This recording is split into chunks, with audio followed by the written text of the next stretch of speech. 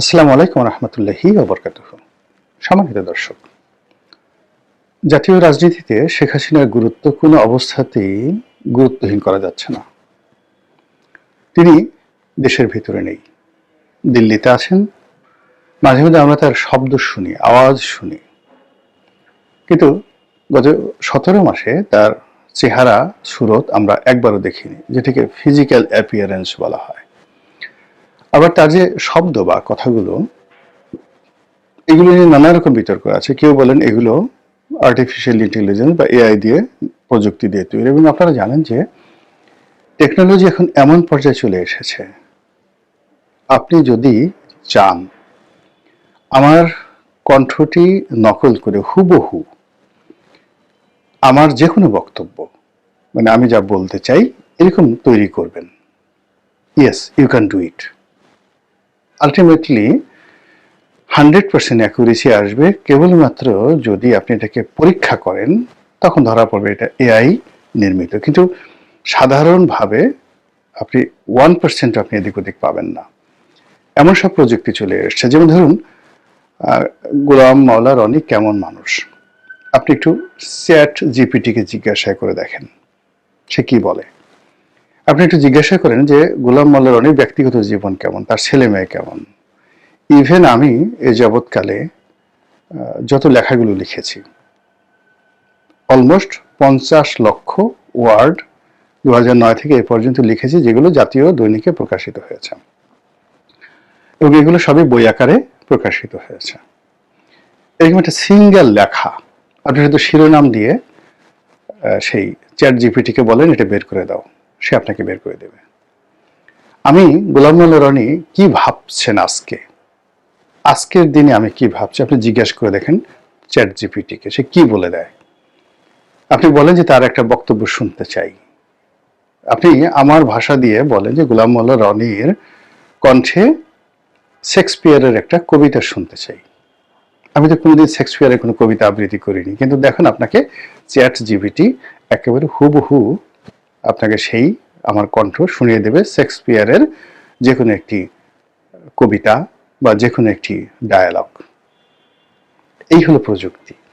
তো সেই প্রযুক্তি দিয়ে শেখ হাসিনার বক্তব্য এবং শেখ হাসিনা যেটা চিন্তা করেন, যেটা কল্পনা করেন, অথবা শেখ হাসিনার কণ্ঠ দিয়ে যে ধরনের বক্তব্য আসতে পারে বলে সাধারণ মানুষ বিশ্বাস করে, ঠিক হুবহু চ্যাট জিপিটি দিয়ে ঠিক সেই ধরনের একটি বক্তব্য তৈরি করা সম্ভব। ফলে যারা প্রযুক্তি নির্ভর তারা বলছেন যে শেখ হাসিনার বক্তব্যগুলো এআই নির্ভর, কাজে তার ফিজিক্যাল অ্যাপিয়ারেন্স ছাড়া আমরা বিশ্বাস করব না যে তিনি সুস্থ আছেন, স্বাভাবিক আছেন, ভালো আছেন। এটা গেল এক। কিন্তু শেখ হাসিনা নিজে বললেন, কিংবা তার যারা লোকজন রয়েছেন তারা চ্যাট জিপিটি দিয়ে বা এআই প্রযুক্তি ব্যবহার করে তার কণ্ঠটিকে দিয়ে যে রাজনীতি করছেন, what ever maybe, does not matter, নিজে বলুন বা এআই দিয়ে তৈরি করুন, কিন্তু এই কথাগুলো পুরো বাংলাদেশকে তোল পার করে ছাড়ছে। দিল্লি থেকে তিনি যাই বলছেন, সংবাদের শিরোনাম হচ্ছে, সোশ্যাল মিডিয়া তছনছ হয়ে যাচ্ছে, সরকার প্রতিক্রিয়া দেখাচ্ছে, রাজনৈতিক দলগুলো নানা সমীকরণ তৈরি করছে, আর আওয়ামী লীগের যারা লোকজন তারা খুশিতে নাচছে। শেখ হাসিনার বয়স 80 বছর হয়ে গেছে, ডাজ নট ম্যাটার। তারা মনে করছেন যে 88 বছর বয়সে যদি ডক্টর মোহাম্মদ ইউনূস দেশ চালাতে পারেন, তো শেখ হাসিনা তো তার সাথে আরো বেশি সুস্থ, দেশ পরিচালনা আরো বেশি অভিজ্ঞ, এবং দেশ চালাতে তো আপনার মানে যাকে বলা হয় শারীরিক শক্তির দরকার নেই, তার ডিজায়ার, তার উইল ফোর্স, তার সিদ্ধান্ত গ্রহণের ক্ষমতা। তিনি যদি প্যারালাইজড হয়ে বিছানায় শুয়ে শুয়েও বুঝতে পারেন যে দেশ কিভাবে চলছে এবং কি করা উচিত, তিনি তো সিদ্ধান্তগুলো দেবেন। তো কাজে আওয়ামী লীগের লোকজন মনে করেন যে শেখ হাসিনার যে যোগ্যতা, তার অভিজ্ঞতা, তার দৃঢ়তা, তিনি হাঁটাচলা করতে না পারলেও শুয়ে যদি থাকেন, তার ব্রেনটা যদি ঠিক থাকে, তাহলে তিনি যে কোনো মানুষের চাইতে বাংলাদেশে যারা আছেন তাদের সবার চাইতে দেশ ভালো চালাতে পারেন। আওয়ামী লীগের লোকজন মনে করেন তিনি কেবল বাংলাদেশের রত্ন নন, তিনি এখন বিশ্বরত্ন। এই পৃথিবীতে যারা পৃথিবী শাসন করছেন এই মুহূর্তে, সেই পৃথিবী শাসকের মধ্যে একমাত্র চীনের প্রেসিডেন্ট শি ছাড়া অন্য কেউ সরাসরি শাসন কার্য প্রণালীতে গত 15 বছরের অভিজ্ঞতা নিয়ে শেখ হাসিনার সমপর্যায়ে নেই।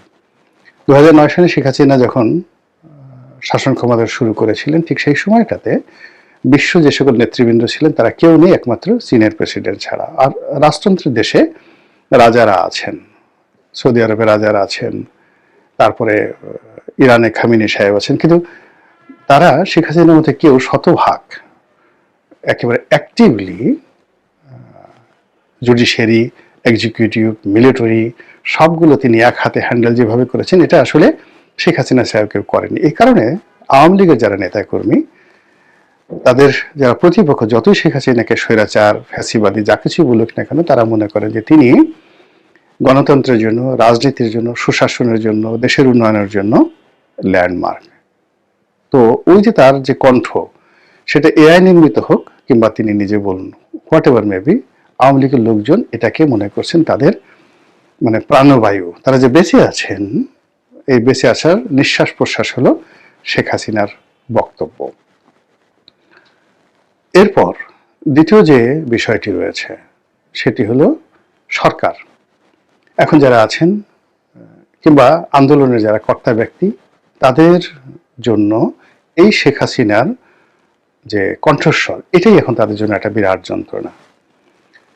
শেখ হাসিনার কণ্ঠস্বর শোনার চাইতে অনেকে গলায় দড়ি দিয়ে মরার জন্য রেডি। যে কারো কণ্ঠস্বরের সামনে যদি কানে কানে শেখ হাসিনার কাছে এসে বলে, কুক কেমন আছো মামু, ভালো আছো তো, এই যে কথাটা যদি শেখ হাসিনার এই বক্তব্য যে কেমন আছো মামু, দিনকাল ভালো চলছে তো, ঘুম ঠিক মতো হয়, শরীর স্বাস্থ্য ভালো আছে তো, এই কথা শোনার সঙ্গে সঙ্গে তার মধ্যে যে ভয়, আতঙ্ক, বিষাদ তৈরি হবে, সেই বিষাদের পরিবর্তে যদি বলা হয় যে তুমি এখন গলায় দড়ি দিয়ে মরো, সে বলবে আমি গলায় দড়ি দিয়ে মরবো। তো বোঝার চেষ্টা করুন যে শেখ হাসিনা যারা প্রতিপক্ষ, তাদের কাছে তিনি এখনো পর্যন্ত কতটা ভয়ঙ্কর রূপে আছেন। আর এই কারণে এই যে নির্বাচনের পূর্বক্ষণ, যখন নির্বাচনের জন্য মাত্র 10 দিন সময় আছে, সেই 10 দিন পরে কি হবে? তারেক রহমান সাহেব প্রধানমন্ত্রী হবেন অথবা ডক্টর শফিক প্রধানমন্ত্রী হবেন। সব মানুষ আওয়ামী লীগকে ভুলে যাবে, শেখ হাসিনাকে ভুলে যাবে, কিন্তু সেটা হচ্ছে না। সবাই বলার চেষ্টা করছে যে শেখ হাসিনার সমর্থন নিয়ে তারেক রহমান সাহেব দেশে এসেছেন, তার সাথে তার কথা হয়েছে। ভারত তারেক রহমান সাহেব বিএনপির মধ্যে আর আওয়ামী লীগের মধ্যে একটা সমঝোতা করে দিয়েছেন, কাজেই শেখ হাসিনা বা আওয়ামী লীগকে যদি সমালোচনা করতে হয়, তারেক রহমান সাহেবকে করতে হবে। বিএনপির লোকজন বলার চেষ্টা করছেন যে আরে এটা কি ধরনের কথা, জামাতও তো দিল্লির সাথে যোগাযোগ করছে। রাষ্ট্রদূত পর্যায়ের যারা কর্মকর্তা, তারা কি গিয়ে এই জামাতের আমিরের সঙ্গে দিল্লিতে, লন্ডনে দেখা করেননি? বাংলাদেশে কি তাদের মধ্যে একাধিক বৈঠক হয়নি? এগুলো পত্রপত্রিকায় এসেছে। কাজে তাদের সঙ্গে যদি শেখ হাসিনার একটা সংযোগ হয়, যোগাযোগ হয়, তাহলে অস্বাভাবিক কি? সবাই তো সেই কাজগুলো করছে। আর অন্যদিকে কথাবার্তা যত সরকার শুনছে, ডক্টর মোহাম্মদ ইউনূসের সরকার, তাদের তত পালপিটেশন, মানে আমরা যেটাকে পালস বলি, মানে এই যে হাতের যে পালস, সেই পালসকে আঞ্চলিক ভাষায় আমরা বলি পালপিটেশন। পালপিটেশন গরম হয়ে গেছে। তো যখনই শেখ হাসিনার কথা বলা হয়, পালপিটেশন গরম হয়ে যায়। এবং আপনি দেখেন, খালি যদি সুযোগ পায়, ঢাকার শহরে 1 ঘন্টা মানে সবার গলায় একটা করে ঢোল থাকবে, আর প্রত্যেকটি পাড়া মহল্লায় সেই ঢোল তারা পিটাবে 10 জন করে লোক, আর খালি বলবে শেখ হাসিনা, শেখ হাসিনা, শেখ হাসিনা। আপনি দেখবেন যে পালপিটেশন কাকে বলে। হাসপাতাল ভরে গেছে। হৃদরোগ ইনস্টিটিউট যেটা আছে, ওই হৃদরোগ ইনস্টিটিউটের সামনে যার দাঁড়ানোর জন্য একটা টিকিট যদি কেউ ওই সময় বিক্রি করে, দেখা যাবে এক একটা টিকিট 1 লাখ 2 লাখ টাকা করে বিক্রি হবে। খালি একটু দাঁড়িয়ে তার হার্টবিটটা চেক করবে এসে, এরকম লোকের সংখ্যা বেড়ে যাবে অনেক। খালি 1 ঘন্টা যদি সময় দেওয়া হয়, শেখ হাসিনা আর একটা করে ঢোলে বাড়ি দেবে জোরে, জয় হোক শেখ হাসিনা, এই একটা, আর কিছু না, জয় শেখ হাসিনা, জয় শেখ হাসিনা, আর একটা করে ঢোলের বাড়ি, তছনছ হয়ে যাবে। তো এর কারণে কি হচ্ছে, এই যে নির্বাচনের মাত্র 10 দিন আছে, সবকিছু সেটেল হচ্ছে, হওয়ার পরে তারপরেও শেখ হাসিনাকে নিয়ে আলোচনা থামানো যাচ্ছে না। তিনি কি পালিয়ে গেছেন? তো পালিয়ে যদি গিয়ে থাকেন, তার কি লজ্জা শরম নেই? তিনি এখন সেখানে এখনো পলাতক অবস্থায় আছেন, সামনে মুখ দেখাতে পারছেন, অথচ বড় বড় কথা বলছেন। আবার প্রতিপক্ষ বলার চেষ্টা করছেন কিসের পালানো, তিনি তো রাষ্ট্রীয় প্রোটোকলে গেছেন, তাকে সেনাবাহিনীর হেলিকপ্টারে করে নিরাপদ জায়গাতে নিয়ে বিমানে তোলা হয়েছে, তাও আবার সামরিক প্লেনে তোলা হয়েছে। এরপর সামরিক প্লেন ইন্ডিয়ান সরকারের অনুমতি নিয়ে সেটা ইন্ডিয়াতেই গেছে, ইন্ডিয়া সরকারের কাছে তাকে রাষ্ট্রীয় মেহমান রূপে হস্তান্তর করা হয়েছে, তারপর সামরিক প্লেন চলে আসছে।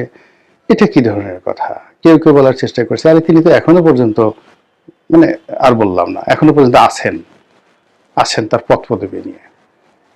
তো এই যে পরস্পর বিরোধী কথাবার্তা, সেই সব কথাবার্তার মধ্যেই আওয়ামী লীগের ভেতরে বাইরে, আওয়ামী লীগের পক্ষ বিপক্ষ, দেশের ভিতরে দেশের বাইরে, যেখানে বাংলাদেশের রাজনীতি নিয়ে কথা হচ্ছে সেখানেই অনিবার্যভাবে আওয়ামী লীগ চলে আসছে, শেখ হাসিনা চলে আসছে, এবং এই ভোটের মাঠে আওয়ামী লীগের আতঙ্ক বা আওয়ামী লীগের প্রেম, আওয়ামী লীগের প্রয়োজনীয়তা বা আওয়ামী লীগের অপ্রয়োজনীয়তা, এটাকে বাদ দিয়ে কোনো রাজনীতি হচ্ছে না।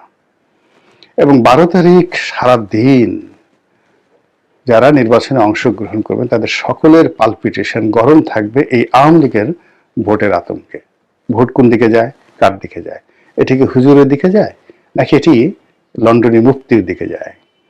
এটি কি জান্নাতের দিকে যায়, নাকি এটি চান্দার দিকে যায়?